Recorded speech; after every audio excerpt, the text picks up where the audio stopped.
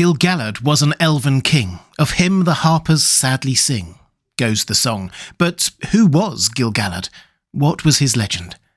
Hi everyone, this is Robert. Welcome to Deep Geek. If you like theories, background, history and lore about The Lord of the Rings, A Song of Ice and Fire and The Witcher, this is the place for you. Welcome.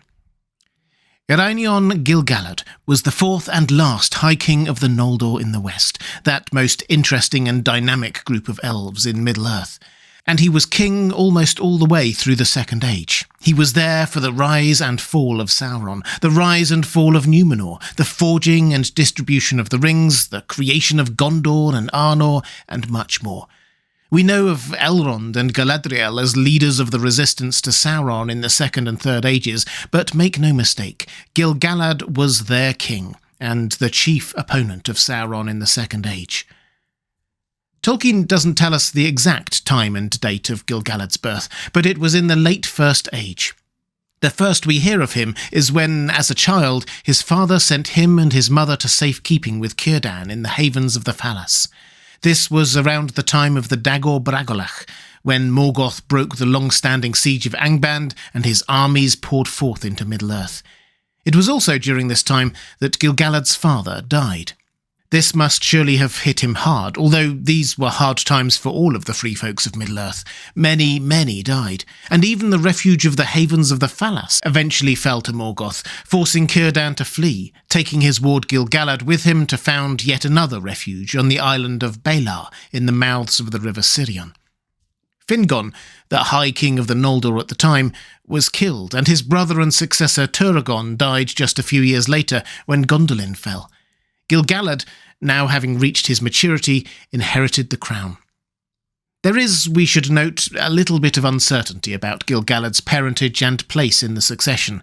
We are never told his mother's name, for example, and without diving too much into the weeds of side notes and later discovered drafts, Tolkien seems to have originally intended for Gil-galad to be the son of Finrod, then decided that Finrod should be childless, so suggested he could be Fingon the High King's son instead, which is what Christopher Tolkien used when pulling together the Silmarillion.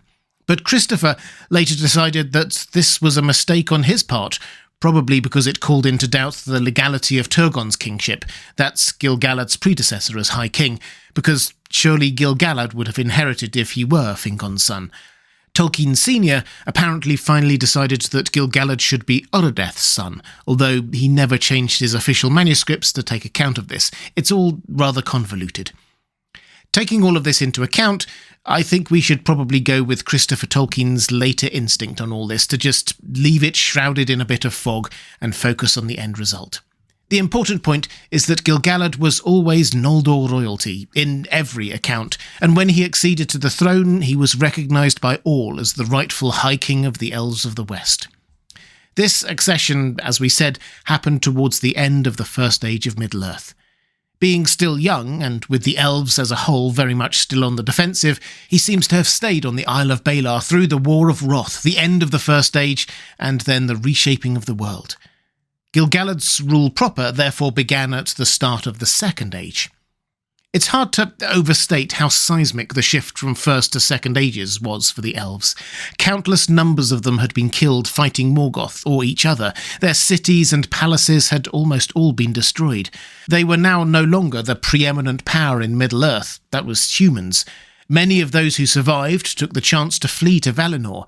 Many of the remainder huddled together for a time in a new kingdom founded by Gil-galad in Lindon, escaping the destruction of the lands they had lived in for centuries. As such, Gil-galad became recognised as the High King of the Elves of the West.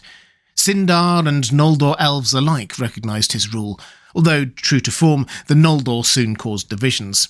Some Sindar and Nandor elves, I've done a video explaining all these different kinds of elves if you're interested, but some elves headed off far to the east to Lothlorien or Greenwood the Great because they didn't want to be near the Noldor elves, who had done quite a lot of bad stuff in the First Age, to be fair.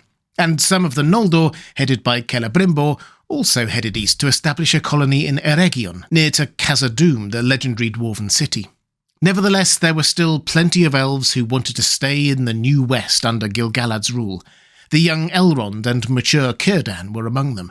The elves were far from united in the Second Age, but those who stayed in the west of Middle-earth, including Elrond, Círdan and Galadriel, recognised Gil-galad's primacy. Hence his title as King of the Elves in the West. The others gave him respect, but didn't bend the knee. A few centuries of peace passed at the start of the Second Age, and finally the humans who had been rewarded for their role in the War of Wrath with the gift of Númenor made contact, and Gil-galad struck up a friendship with Eldarion the Seafarer and heir to Númenor, and a strong set of diplomatic relations were established with the Crown of Númenor. But all the while, Gil-galad was starting to become aware of something dark growing in the Far East.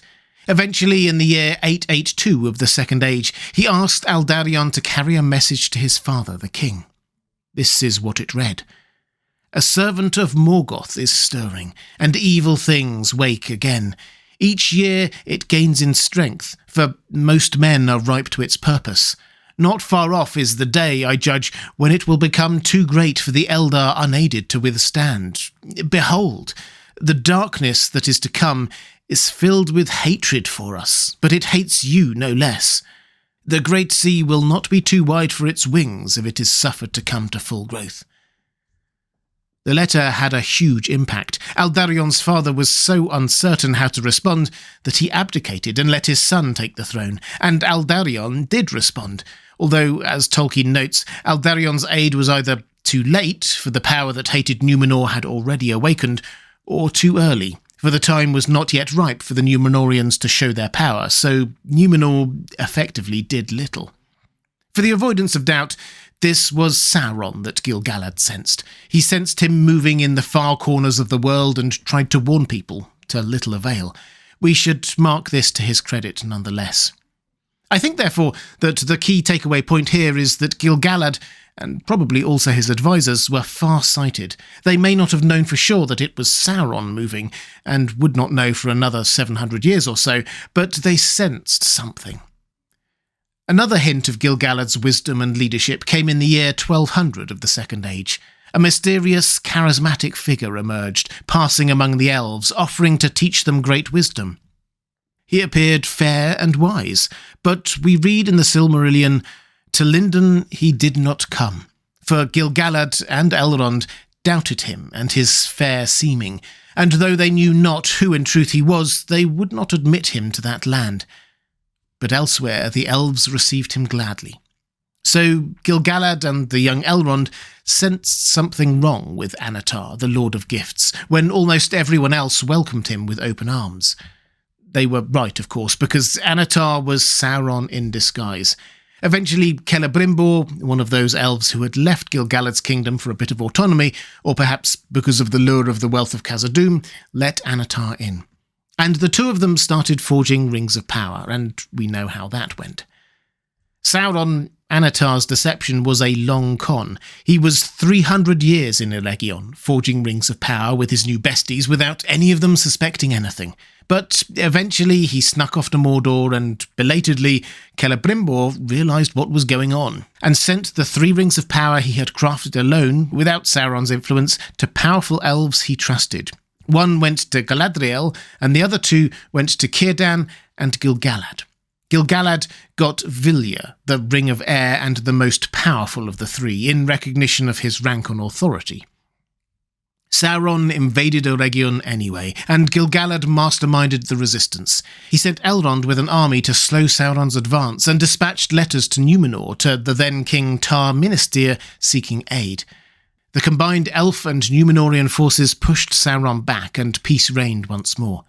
In fact, peace reigned under Gil-galad's enlightened rule for over a millennium and a half. He expanded the border of his realm, even beyond the Anduin River, installed Elrond as his vice-regent, bequeathed the Ring Vilya to him, and generally ruled over a golden era. It doesn't get much focus in Tolkien's stories, because the best stories happen during times of strife, but this was a long, long time of blessing and harvest. Elsewhere, things were happening, of course. Númenor grew in majesty, then fell from grace, with the entire island continent being sunk without trace by Eru, Ilúvatar. The faithful survivors escaped to Middle-earth, and with Gil-galad's blessing, founded kingdoms of the south, Gondor, and north, Arnor. And Sauron, after playing his nefarious part in Numenor's downfall, rose once more to power and started pushing across the continent once more. Gil-galad steeled himself for another war with Sauron, allied himself with Elendil, and that's where Sam's song about Gil-galad comes in. The Fall of Gil-galad, it was called. Sam told it to Aragorn and the hobbits as they were making their way to Weathertop. Weathertop, or Amun-Sul, was where Elendil and his army stood waiting for Gil-galad and his army. Together they would form the last alliance of elves and men, and march eventually on Mordor to end the Second Age of Middle-earth. Sam thinks it's a rhyme that Bilbo wrote, but Aragorn says it is much older, and originally written in an ancient tongue. Bilbo had translated it. The part we hear goes like this. Gil-galad was an elven king, of him the harpers sadly sing, the last whose realm was fair and free between the mountains and the sea. His sword was long, his lance was keen, his shining helm afar was seen, the countless stars of heaven's field were mirrored in his silver shield. But long ago he rode away, and where he dwelleth none can say, for into darkness fell his star, in Mordor, where the shadows are. That's all Sam knows, but we know what happened next. The armies did meet at Amun-Sul, then marched to Rivendell, where they stayed and planned for a while, before crossing the Misty Mountains and heading southeast. We should give a quick mention here to Aeglos, Gil-galad's spear, which was greatly feared by his enemies. Unlike some famous swords, it had no other famous bearers, which is probably why so many people haven't heard of it. But in its time, it was just as feared as Narsil, Elendil's sword. We get what happened next from two sources. First, the Scroll of Isildur. Isildur's account of what happened that he wrote and left in the vaults of Minas Tirith before riding off to his own doom. That scroll was long forgotten, but discovered by Saruman, who then started hunting the Gladden Fields for the ring, and Gandalf, who read about the inscription on the One Ring and raced back to Hobbiton to see if his worst fears about Bilbo's ring were true. They obviously were. The second source we have is Elrond himself, who was also there. He says this at the Council of Elrond. I was the herald of Gil-galad, and marched with his host. I was at the Battle of Dagorlad before the Black Gate of Mordor, where we had the mastery, for the spear of Gil-galad and the sword of Elendil, Aeglos and Narsil, none could withstand. I beheld the last combat on the slopes of Orodruin, where Gil-galad died, and Elendil fell, and Narsil broke beneath him, but Sauron himself was overthrown, and Isildur cut the ring from his hand with the hilt shard of his father's sword, and took it for his own. Gil-galad died as he had lived, fighting to save the free peoples of Middle-earth. It is perhaps a shame that his death was overshadowed in the story by the death of Elendil and what Isildur did next. It is perhaps also a shame that he died before Sauron's overthrow, not knowing if his last desperate alliance with Elendil had worked. It had. It did. So what are we to make of Gil-galad? Why is he worthy of being such a legend? In the Second Age, he was the preeminent leader of the elves. Whereas Círdan may have been wiser and Galadriel stronger, he provided the leadership. But for his judicious decisions again and again, and his commitment to ally with the faithful humans generation after generation, Middle-earth would have fallen. It was him, rather than anyone else, who spotted Sauron's rise centuries before anyone else. Not that anyone else seems to have done much about it. He held together the opposition in the Second Age. Gil-galad is a legend, and it is right that songs have been made to celebrate him and his realm, which was fair and free, from mountains to the sea. If you'd like to see more Lord of the Rings videos, please click on the link on the left of your screen. Or if you'd like to support this channel, thank you. There's a link to my Patreon page on the right of your screen. That's all for this time. Thanks for watching. I'll see you again soon.